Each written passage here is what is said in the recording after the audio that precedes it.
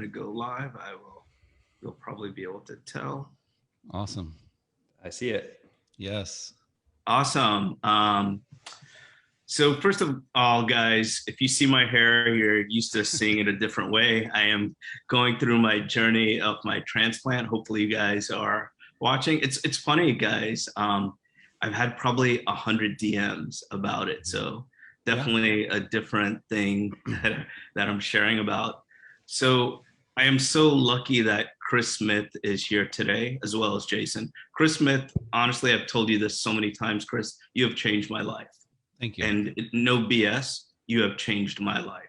Awesome. I still remember the first time I had joined Sotheby's. It was like in 2015. I was at Coldwell Banker for a while. I was on this plane. I was going to this thing called the GNE. It was in Las Vegas. So I was going from Miami to Vegas. Mm-hmm. There was this book that you had written. It was called The Conversion Code.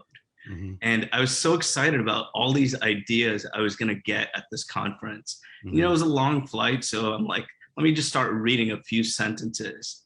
And I read and I read and I read and I finished it. And on the way back, I read it again.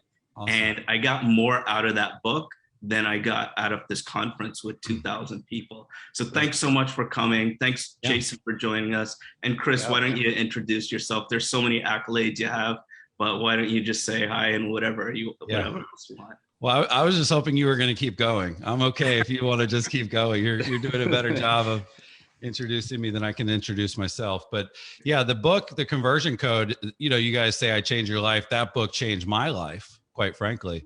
You know, it's been translated in 7 countries around the world. It gets purchased every single day.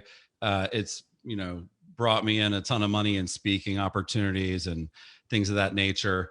But yeah, I'm an author, keynote speaker when they used to have events, blogger, content creator, entrepreneur, co-founder of Curaytor. You know, that's where we spend most of our time and energy, is working with great people like you guys, helping them do great marketing, great branding, you know, strategies, tactics, tools to grow your business. And honestly, like if I don't like saying like, oh, you guys are like my pupils or you're my students or whatever, but you are my clients, and you are 2 really standout clients, because there's this group of people that are waiting for the book to do itself. Like you didn't read the book, Amit.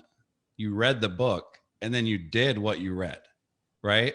You guys execute. It's fun to watch, you know, whether it's like podcasting, you know, Jason, you kind of got pigeonholed as like the Instagram guy for a while, but like the video marketing you guys do, the content marketing, the stuff you guys do with your personal brand, the way you're building your team up, you know, you guys are a book, you know what I mean? What you're doing is the sort of modern marketing playbook. And what I think a lot of people are doing, you kind of look at zoom the lens out and say, what is the industry at large doing? They're basically choosing a tactic from this huge playbook and wondering why that one tactic isn't working for them. Yeah. So that could be forcing registration through a landing page and dripping on people with alerts and having an ISA call the database. And it's like, this isn't working. But you guys know this. The best stuff, you don't know if it's working. You know what I mean? You don't know if your Instagram's working. I mean, obviously you get a DM, they say, hey, Amit, let's work together. Then it worked, right? But you have to redefine what works. What works is keeping yourself in front of as many people as possible that'll allow you to be a part of their feed. Right. You know what I mean? Like we only welcome so many people into our daily scroll. And you guys do it the way that people will sort of bring you in and let you stay. So I have big followings, engaged followings. And is it fair to say that as you've done that, your business has grown along with it? So it's sort of like, totally. I call it G squared, Amit. I just let me finish this point. Yeah, G squared. Because people get so caught up in the metrics and the follows and the likes and the clicks and the opens and the ROI and the, you know, conversion rate. It's called G squared, your gut and your growth. If you feel good about the work you're doing, the work you're trying, the content you're putting out, and your business is growing, don't look backwards. Just keep doing it, iterate on it, innovate on it. And I just see too many people tripping over nickels to pick up pennies. that's what I see in the industry at large. They're so busy questioning shit that they're not actually reaping the benefit of like a world that just changed. Yeah, and sorry, I feel like I'm at church and I'm saying hallelujah. You're speaking. So Jason, thanks for being our guest the other day. And why don't you tell everyone who you are just in case they Yeah, for sure. If everybody's tuning in expecting to see Chirag, hi, I'm Jason, not Chirag, but my name is Jason Cassity. I run a team here in San Diego, California, and I'm in the Chris Smith ecosystem too. I've known Chris for years, even before I worked with Curaytor. Actually, I had seen Chris, I think it was an Inman Connect or it was something in the ecosystem. I saw his water cooler with Gary Vee. And then I bought Conversion Code. And I mean, it's funny you mentioned that because that's on my Mount Rushmore of books. It's a top 5 sales and marketing book for me. And I've given it to my team members as they come onto the team and said, you need to read this. And some of it, it's funny, some of it's even probably outdated now. Like on the first half, the first half of the book teaches you how to gain internet leads or how to pick up internet leads. The second half teaches you how to convert them through the sales call. And some of those tactics are like exporting your into a custom audience. There's certain things you can't even do anymore, like zip code targeting and stuff. But it's half of my advice on Facebook is against the law now. So it doesn't.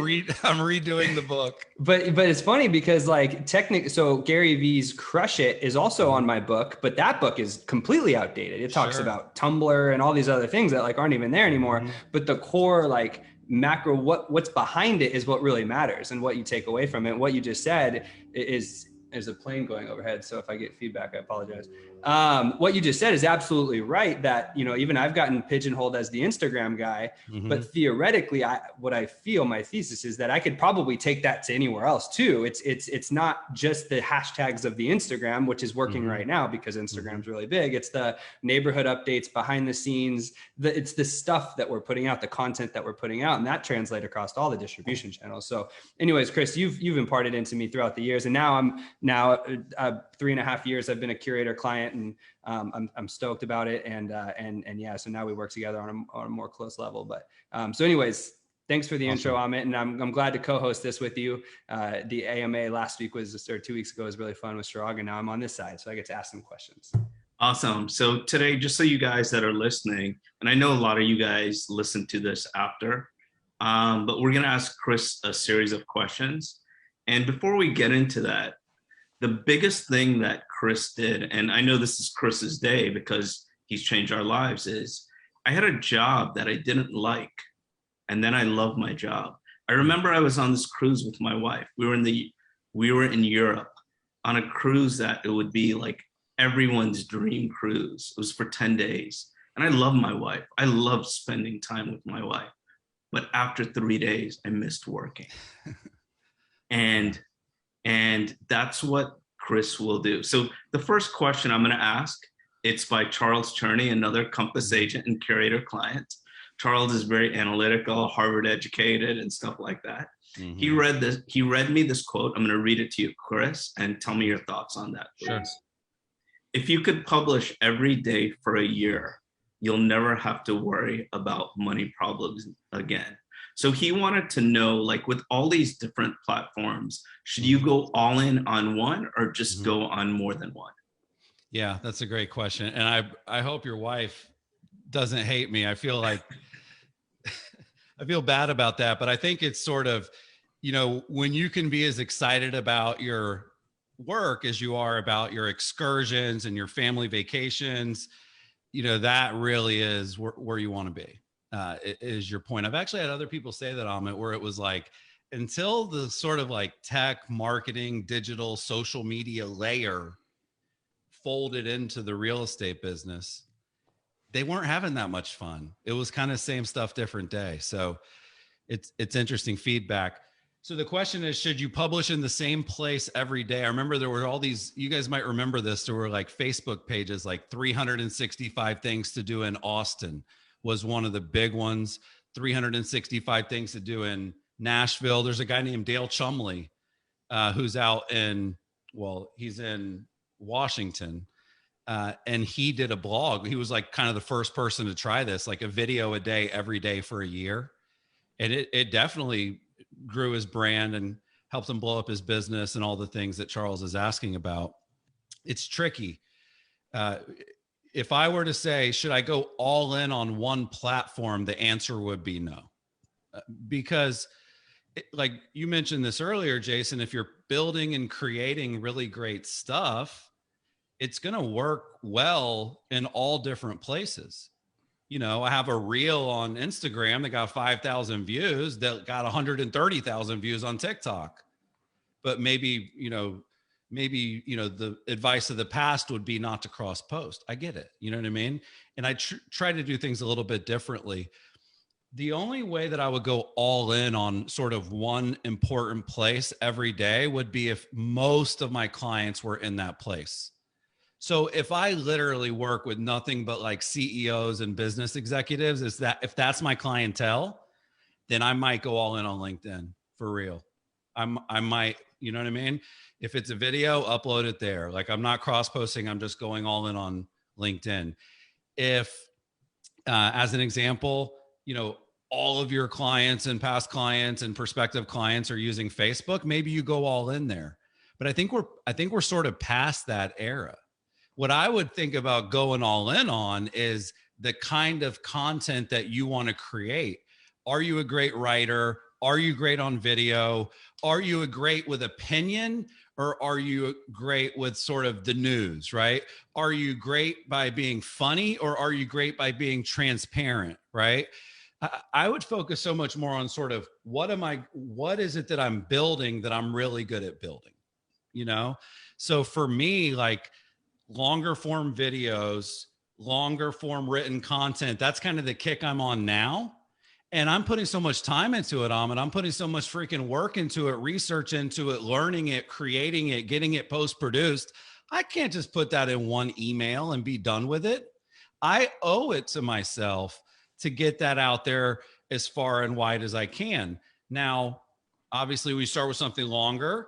You can chop it up and pull little components of it, and that can be your micro TikTok type stuff. But I have to be on YouTube. I can't do a long form video show on Facebook. I would get 30,000 views and they'd all be 4 seconds long. You know what I mean?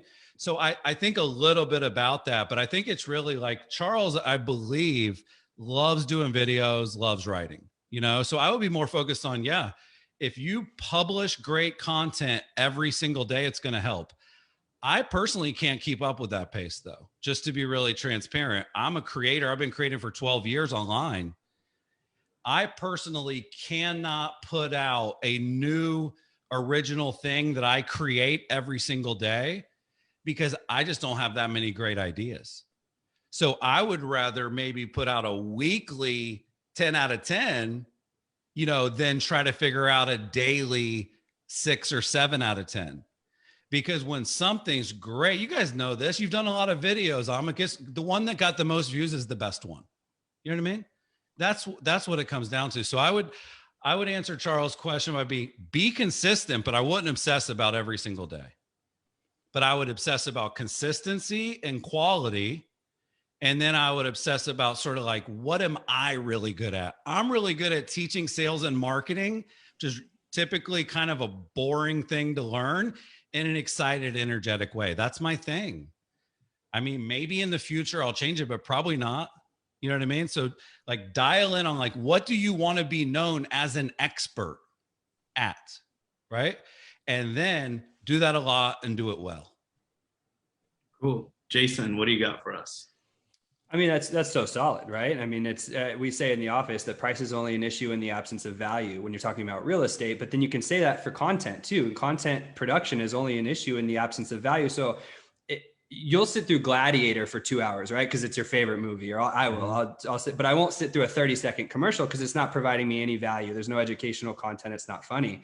So like if I'm putting out great content 7 days a week, sure. But that's a lot of time commitment, like Chris just said. So if it comes down to, and we're still selling houses too, right? We still have other things to do. So if 2 to 3 strong pieces of content is more up your alley and you can get out, don't just put out content for content's sake because you think you're supposed to put out 7 days worth of content, right? Put out 2 or 3 really good pieces of content across your channels and make it count, because then it's something that's valuable and people will tune back in. They'll want to see what you put out each time. If you just start putting out content for content's sake, I think it could actually work against you a little bit. It's really solid. Chris, I have a question for you. You work with new agents and seasoned agents, right? And so we have a term in our office. There's sweat equity and check equity. You can sweat equity, you can go door knock, cold call, the things that are free. Whereas there's check equity. You can buy Zillow leads, Facebook leads, Google pay-per-click, right? When you hit a certain level, you're spending a lot of money. But as you're coming up, you may only have, $500 a month, $1,000 a month. So we'll say $1,000. If you're a newer agent or you have a budget constraint of $1,000 or less per month, where would you spend that money in real estate lead gen today? Yeah, great question. And I mean, listen, $1,000 a month is a good budget. You know what I mean? Like in the world of digital advertising, it's not a drop in the pan. Like we hired a guy that worked for TripAdvisor, and he's like, you do realize like $500 to $1,000 on Google, like they don't know you exist. Right. And it's like, that's a lot per month for a local real estate agent. So I was thinking about this, that you have three people and sort of three groups you can do marketing to or lead gen. And I think about it like the past, the present, and the future. Okay. So what you're saying is I'm just coming up, maybe I have a few clients, but I'm kind of at that point where I need business now. So the place to get business now would be from, the recent past and the future. Here's what I mean by that. If I have $1,000, that is 20 $50 gifts per month that I could give out. Okay. And with Facebook and people's birthdays and your sphere of influence and your, previous coworkers, like forget past clients. It doesn't matter if you don't have past clients. It matters if you know people. And then it matters if they like you and trust you and think you're legit. And, everybody started with no clients. So I think one strategy is, depending on how far into it you are, maybe you're like at the end of year one or whatever, maybe like $20, $50 gifts per month that are like really meaningful would actually have a better ROI than like something like a future, which would be more of like a Facebook branding play or an Instagram engagement play or a YouTube video view play. So I think the further you get into your career, the more you should invest in the past, which is the people that got you there. The present is Zillow and Google. I mean, there's really maybe Dave Ramsey, you know what I'm saying? There's some other sort of lead sources that are super quality. HomeLight does pretty good. So but guess what? The present costs the most. The present knows it's the present. Zillow knows their leads close, so they can take a percentage of it. So does Dave Ramsey. That's how he operates. Google doesn't take a slice of your check, but you've seen some of the cost per lead, cost per click in a competitive market. It's not cheap. That $1,000 will go quick. The future is, let's go wide. Let's get in front of as many people as we can on Facebook and on Instagram. And over time, that's going to grow the brand. Yeah. So if I got $1,000, I basically would say all right, well, let me put a few hundred into the past and let me put the rest into the present. Because the reality is, Jason, you might not have a future. You may not have a future if you don't really get traction year one, year two. You guys know how many people quit. Yep. You guys know more former realtors than realtors. You know what I'm saying? You do. I do too. I've been in the business 12 years. Some retired, some died, some quit. Most quit, most failed, right? They didn't actually quit. So I would think about it that way. I'll show you an example. Amit, this is a blast from the past. So Amit, as my client, this is backwards. I should be giving stuff to you. He got me, a custom Miami Marlins jersey, had my name put on the back of it. I'll never forget that. It's in my closet. It's hanging in there. I see it all the time. So the reality is, I know a few different agents in Miami, but you're probably my go-to guy. You know what I'm saying? And I know some other really good ones. Same thing with you, Cassity, in San Diego. I know other people out there. So these little meaningful things go a long way. The challenge is, if you're sort of super brand new, you can make an excuse that I don't have enough clients to even send gifts to. There's a great book called Giftology. And I actually interviewed the author of it. Super sharp guy. If you give, you get. So I would look at like gifts. One other thing came to mind too, Cassity. If I got no database and I'm just like, I want to get as many emails as I can, and then I'll follow up with email marketing and I'll create opportunities. I would think about taking like $500 and making it a ridiculously good prize that someone could win. And then I would take $500 and I would advertise that contest as far and wide as I could, because like contests and giveaways, people will tag their friends, people will register to win. So you got a good gift, and obviously make it related to living in a house. Like, you know, maybe it's a Nest, maybe it's a Google. I got a Google tablet like in my kitchen now. You know what I'm saying? There's obviously a million kind of cool things you can do that are home centric. But if you really want to go, wow, I got 300 people in my database, I want to get to 3,000, I got $1,000 a month, I would put money into a prize and then money into a contest, and then make sure part of the way you enter the contest is to fill out this form. When people, by the way, are wanting to win something, they don't leave a fake phone number. They want to win. What are they going to do? Not like, oh, I'm going to try to win a car. Let me give them a fake number so that when I win, they call the wrong person. So you can call it like full reg if it's a really great prize and contest. And then of course, now they're in the database and we have their phone number. I'm going to do email marketing 2 weeks later that says selling your home this year. And then I'm going to take the list of everybody that opens that message and say, hey, sales team, here's the Glengarry leads, like go get some listings. So those are the things that come to mind in that sort of price range. But the reality is that's a lot of options, a lot of cool options. Big time. Yeah. I love that. I mean, so many different ideas I got just from that, you know, that I'm going to do. So like with agents, one of the things that you probably know, Chris and Jason as well, a lot of agents are cheap because they don't see the return like immediately. They're micro thinking, they're not macro thinking. If an agent is a hustler, but doesn't, and is, whether they're new or not, it doesn't matter, but they don't want to spend anything, is there a recommendation you would give for that? Yeah, so they don't want to spend any money. Then you just roll up your sleeves. You can either do white collar work or blue collar work in this business. They both work.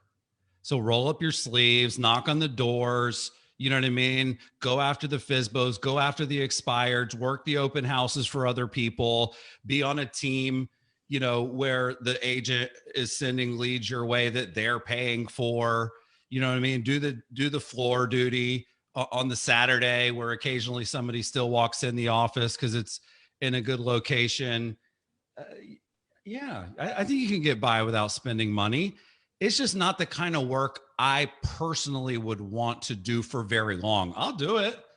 I'll come in year one and follow the advice of all the mega agents, by the way. Talk to the Ben Kinneys and Jay Kinders and anybody. It's like year one, I had to like hustle and use elbow grease, and then hired someone and then invested in leads and then started building my brand. I think they can make it on, man. I just don't know why they would want to long-term.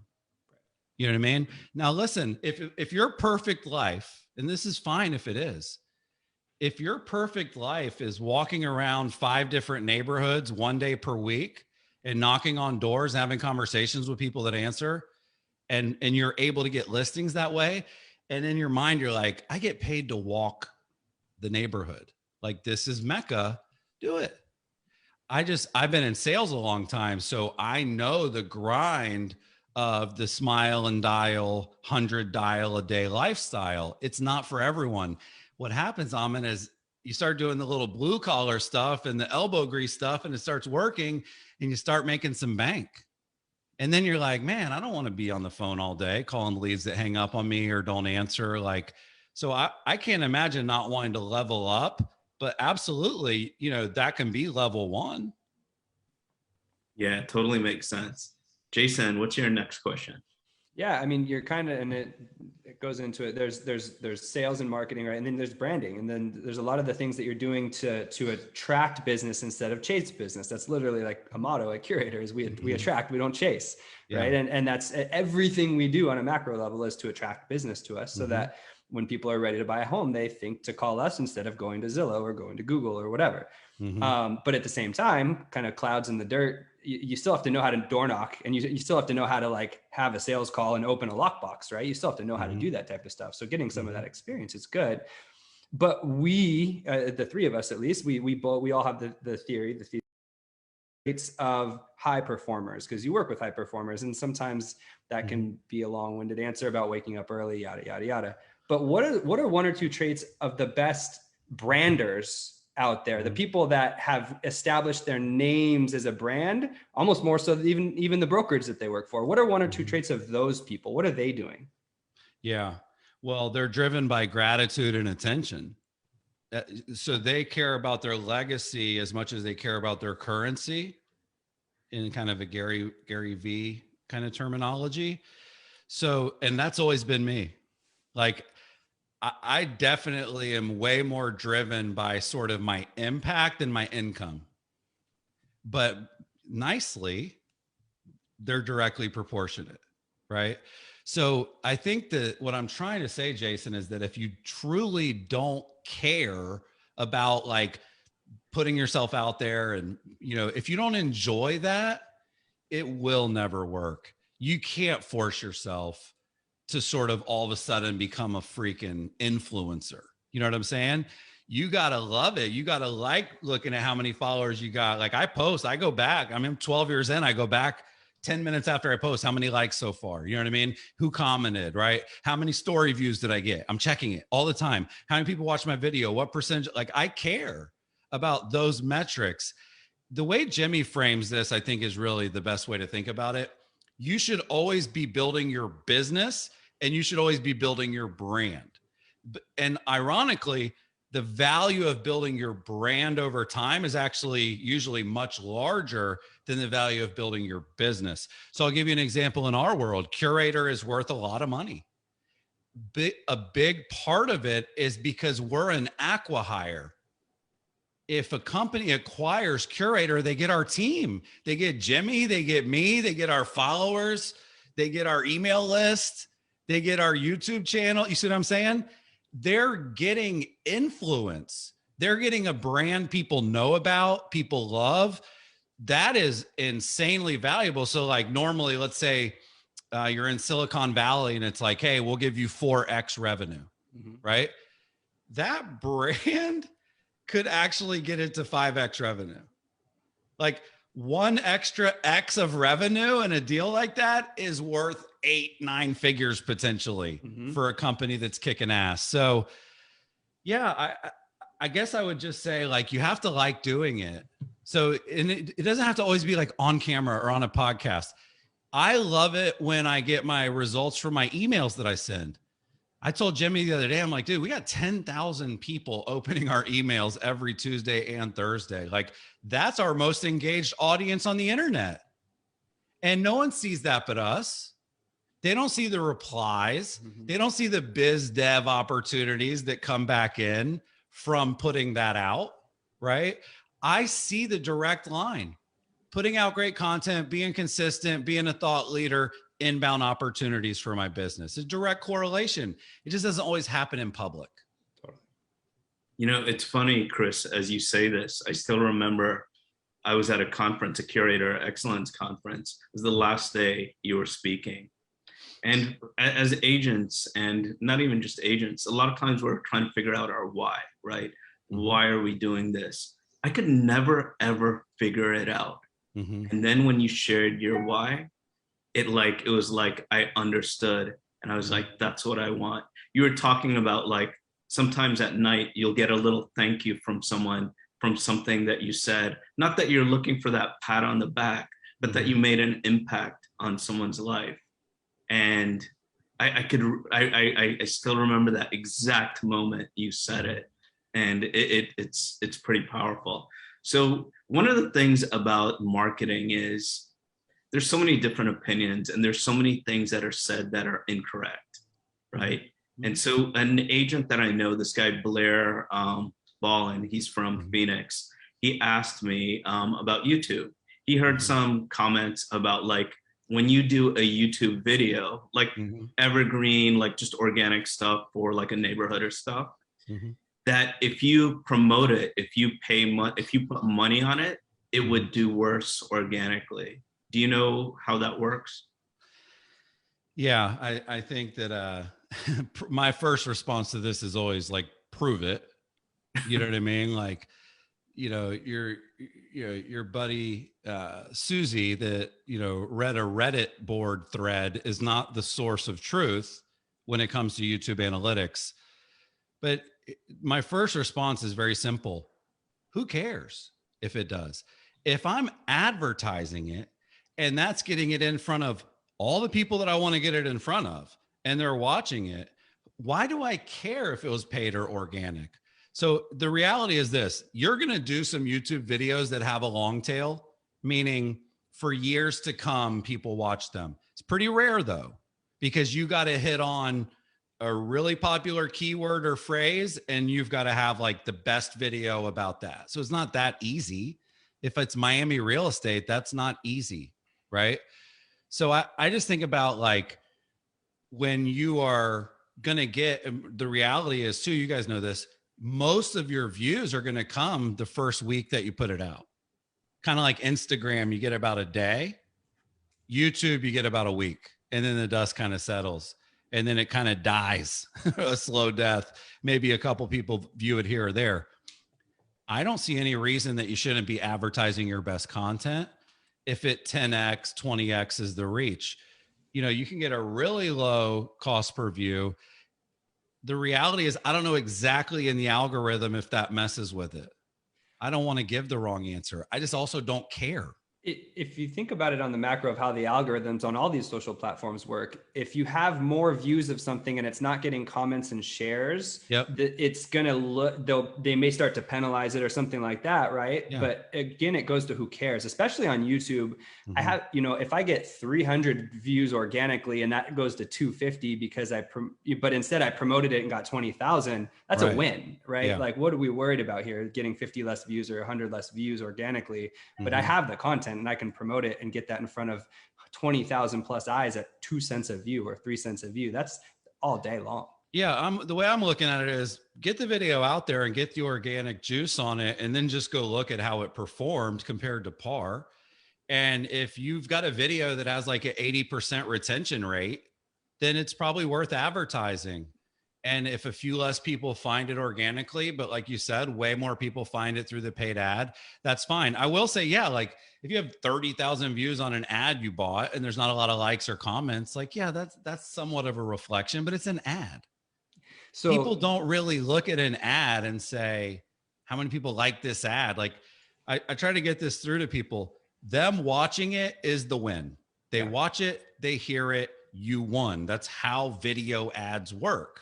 The engagement below it, I almost couldn't care less. So I would just say, if you have a piece of content that your goal is like long-term evergreen, gets a ton of views, you might not want to go boost it. Like I have an interview with Gary Keller. I'm not going to boost it because it gets so many views all the time. We've got a Facebook advertising class that's like 2 hours long, has hundreds of thousands of views. I don't want to mess that one up. You see what I'm saying? So there are some like that I wouldn't pay, but in most cases, 80% of your stuff, probably better off to pay for the ad. Yeah. And it's the views, the YouTube ads are now being shown on TVs and on laptops and phones where people aren't signed in necessarily. They're watching something else and it pops up as a commercial. And so they can't even comment if they wanted to. So like if you, the algorithm might see that as, the percentages aren't lining up. But if I need to get a San Diego market update to a pocket of San Diego, there's nothing better than using Google's targeting features, you know? And so I absolutely wouldn't worry about that in 99% of the cases. Jason, do you have a question? Yeah, I mean, ultimately, I wanted to ask, we talked about it in the beginning a little bit, but obviously we look up to you and Jimmy and the things you've done throughout, the last, how old is Curaytor? 6 years? I think decade it's coming up on a decade. We're 8 years old. We'll be 9 in January. Who do you, I mean, you've gotten a chance to interview some of the big players. You worked in the Inman sphere for a long time. Who do you look up to? What content do you consume? And then who do you look up to the way maybe that we look up to you and Jimmy? Yeah.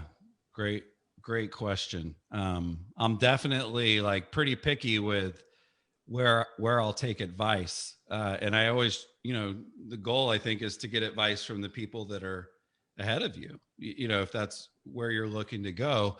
So I would say like overall, my sort of favorite online guru mentor is Gary Vee. Like he's just right more than he's wrong.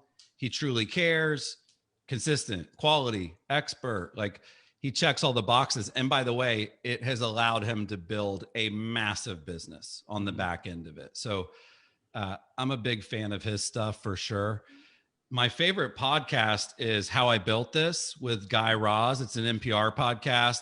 He's interviewed like all these amazing founders. It's really good. He just interviewed the CEO of Compass recently, Robert. He's interviewed, the founder of Spanx and Southwest Airlines and Dell and Dyson. And what I typically find when I consume those is there's always at least one lesson, strategy, or tactic that's super helpful.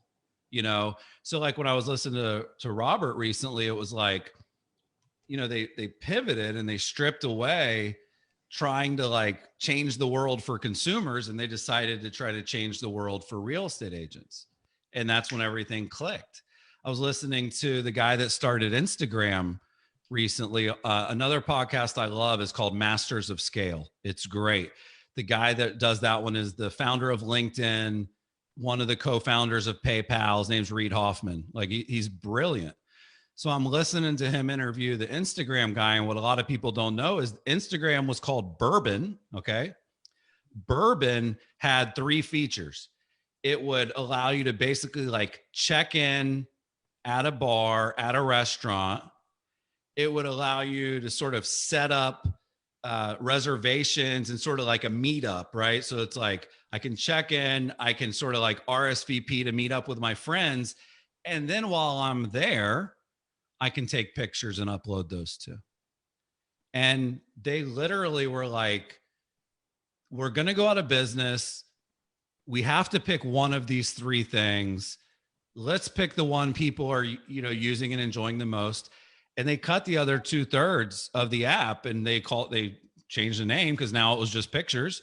So they called it Instagram, and the rest is history. So when Curaytor, you guys know this, we try to do a lot of stuff. We try to do everything for our clients, their marketing calendar, their email marketing, their website, their landing pages, their home search. We try to do everything for you guys. And maybe if we took a few components away and we got more dialed in on, one thing or a couple things, maybe that would unlock being even better at what we do. So these are the kind of podcasts I listen to that give me ideas. And then, I go right into the strategy session with Jimmy about what can we do about it. There's one other one that's really good called My First Million. This guy's name is Sam Parr. He actually has a media company called The Hustle. He just sold it to HubSpot for like 30 million bucks.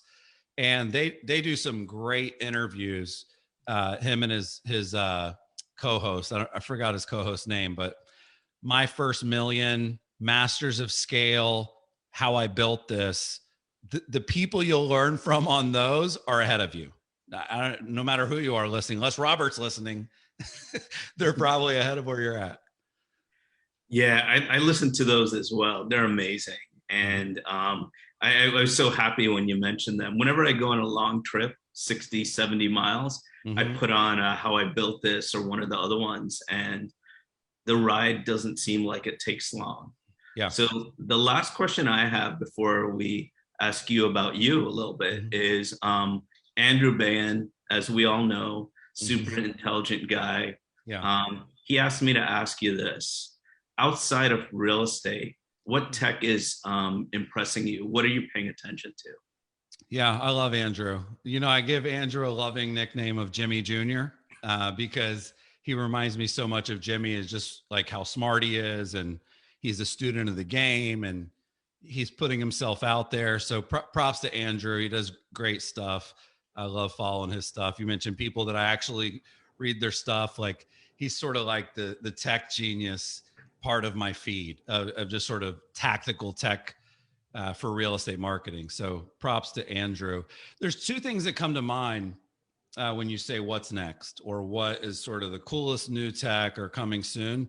One is called GPT-3. I know this sounds like a robot, GPT-3, but basically AI is getting really good at copywriting, right?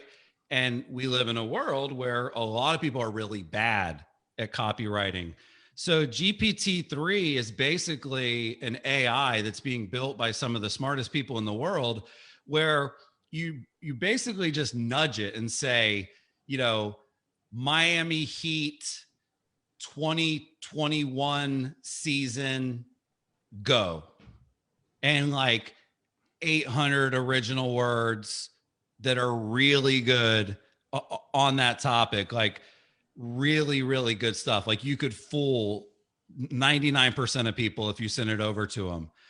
And so the impact of that on like email marketing, content marketing, think of it like this. You give it a topic, it gives you the copy, and then you go in and tweak the copy. That is such a big part of being a creator, is ad copy, Instagram copy, whatever it may be. So Jason might have like, a post with you and your wife and your kid or something. And, you were going to write, I love my daughter, and you put, I love my daughter in GPT-3, and you like tell it how many words you want back. And it like makes you cry because it's that good. It's like this like beautiful thing that it spits out. So it's really cool. And there's a company called Copy.AI. Copy.AI. It's a website. And that's what it does. It's literally like marketing copy created by AI that doesn't feel like it was. Like I think the chatbots are having a little bit of trouble having fake conversations with people. But what this does is brilliant. So GPT-3, the people building it are brilliant. The other thing is something I know you're looking at a lot as well, Jason, is NFTs. I've been thinking a lot about this. Like, imagine a world where one of the seller, and there's a lot of rules that make this impossible. So I want to put that disclaimer out there first. But imagine a world where you were to sell your home through as an NFT, right?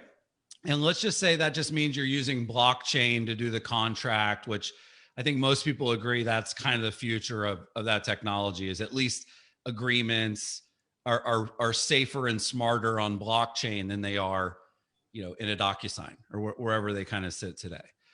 So with an NFT though, I could sell my home to a buyer, and I could put into the agreement that every time that buyer ever sells this home, every time this home is ever sold again, I get 2% of the sale price. Now, you guys know this, being in the market we're in right now, there's just a lot of buyers that would agree to that contingency to get into that house. Like, I'm going to give up 6% down the road to a real estate agent. Why wouldn't I give up 1% or 2% to the person I'm buying it from? So the idea is that you could sort of monetize forever through things like this. The art world is where you're seeing it more widely used now. But I can see NFTs having like this big trickle down effect where the sort of concept of them impacts the way contracts are written. I own this home. I might not want to sell it or need to sell it. But if somebody's willing to give me a cut in the future, I would do that. Look what Austin's doing with Picasso Homes. Like 8 of us are going to buy this house together. They'll handle all the drama that comes with figuring that out. So there's actually a great story. Michael Arrington, who is the creator of TechCrunch, biggest, tech blog in Silicon Valley, he sold his home in another country. That's the sort of disclaimer, because you can't do it here this way yet. But he sold his property in Europe as an NFT. He used a company called Propy, Propy, massive company working on this in our space, and it got a ton of coverage. So I think NFTs are fascinating. It kind of feels like one of those things where it's like the internet's dumb and cell phones are dumb and social media is dumb and TikTok's dumb and NFTs are dumb. Mm-hmm. Like that's sort of like the domino I feel like is falling there, but it's super cool. And it's going to give people like you guys a big advantage because your community likes you. They love you. They want to keep up with your career long-term. They listen to what you say. And there will be trickle down implications for that now. There's a rocket. I don't know if you know the name of this one, Jason, but it's called Rocket Ship Company. I think it's like there's an NFT project called Rocket Ship Co.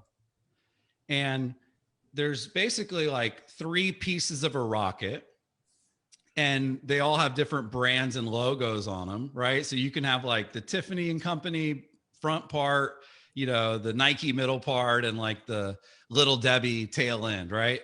Or you can get all Little Debbie, like, and so you build the rocket, you own that original one of a kind version of the rocket. They create a rocket exactly like that and launch it up into space. And then you're sort of in this online community, but it's literally like a baseball card that's digital. Mm-hmm. And so the pushback is simply, why would I pay for a JPEG? Why would I pay for an image? Why would I be one of one? Why do I want one of VeeFriends, you know? But like I saw this the other day, there's a company that's already creating like jewelry where your sort of NFT is inside of like a watch and you're like wearing it on a necklace or on a bracelet. Like I saw Logan Paul walk down the aisle to fight Floyd Mayweather. He had a Charizard number 1 card around his neck on his chain. And so on the surface, like, oh, he's got a Pokemon card. That's $1 million card. Yeah. So I think that the sort of digital collectibles and then sort of some of the things that comes along with that through the types of contracts that are enforceable. Like every time somebody sells their VeeFriend, Gary V gets paid again. 10%. So it's a fascinating space for people that want to know like what's coming.